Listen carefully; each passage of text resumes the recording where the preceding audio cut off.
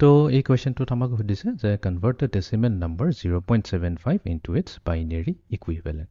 তো এতিয়া আমাক দিছে এটা নাম্বাৰ, ঠিক আছে। নাম্বাৰটো কৈছে 0.75 আৰু এইটো হৈছে এটা ডেচিমেল নাম্বাৰ, সেইকাৰণে আমি কি কৰিম, ব্ৰেকেটৰ ভিতৰত ইয়াক লিখি পেলাই ইয়াতে তলত 10 লিখি দিম। তো এইটো 10টো হৈছে বেছ 10, তো এইটো ইণ্ডিকেট কৰিছে এই গোটেইটো হৈছে এটা ডেচিমেল নাম্বাৰ। বাট এই ডেচিমেল নাম্বাৰটোত কিন্তু আমি এটা বস্তু জানিব লাগিব, ইয়াতে যিহেতু দিছে 0. মই এটা অলপ প্ৰপাৰ কালাৰ এটা লৈ লওঁ, 0.75। এতিয়া এই ডেচিমেল পইণ্টৰ যোনটো ৰাইট ছাইডত আছে, লেফ্ট ছাইডত আছে, এইটো হৈ যায় আমাৰ ইণ্টিজাৰ পাৰ্ট বুলি কোৱা হয়। এইটো হৈ যাব আমাৰ ইণ্টিজাৰ পাৰ্ট আৰু এইটো হৈ যাব আমাৰ ফ্ৰেকশ্যনেল পাৰ্ট। এইটো হৈ যাব আমাৰ ফ্ৰেকশ্যনেল পাৰ্ট, ঠিক আছে। ইয়াত দুটা পাৰ্ট আছে। তো ইয়াতে যিহেতু আমাৰ ইণ্টিজাৰ পাৰ্টটো 0 দিয়া আছে, তো সেইকাৰণে ইয়াৰ যোনটো বিট ভেলুটো হ'ব, ইয়াৰ বিট ভেলুটো 0ৰ কাৰণে 0ই থাকিব, 0 পইণ্ট। তো সেইটো কাৰণে আমি টেনশ্যন ল'ব নালাগে।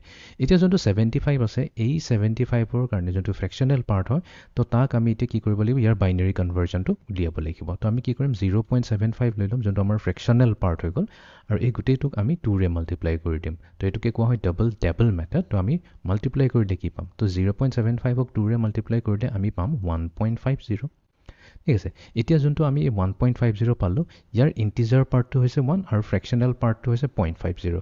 তো আমি কি কৰিম, ইয়াৰ যোনটো এই ইণ্টিজাৰ পাৰ্ট আছে সেইটো আমি নোট ডাউন কৰি ল'ম, আৰু যোনটো ইয়াৰ ফ্ৰেকশ্যনেল পাৰ্ট হৈছে সেইটো আমি লৈ আহিম নেক্সট লাইনলৈ, আকৌ ইয়াক মাল্টিপ্লাই কৰি দিম 2ৰে। তো এতিয়া 0.50ক 2ৰে মাল্টিপ্লাই কৰিলে আমি কি পাম, 1.00 পাম। তো এইবাৰ ইয়াৰ কি আহিছে, ইয়াৰ যোনটো ইণ্টিজাৰ পাৰ্ট আহিছে 1, সেইটো আমি ইয়াতে নোট ডাউন কৰি লওঁ, আৰু ইয়াৰ ফ্ৰেকশ্যনেল পাৰ্ট আহিছে কি 0.00। যেতিয়া ফ্ৰেকশ্যনেল পাৰ্ট 0.00 আহি যায়, তো আমি তাতেই ষ্টপ কৰিম আৰু আগবাঢ়িব নালাগে।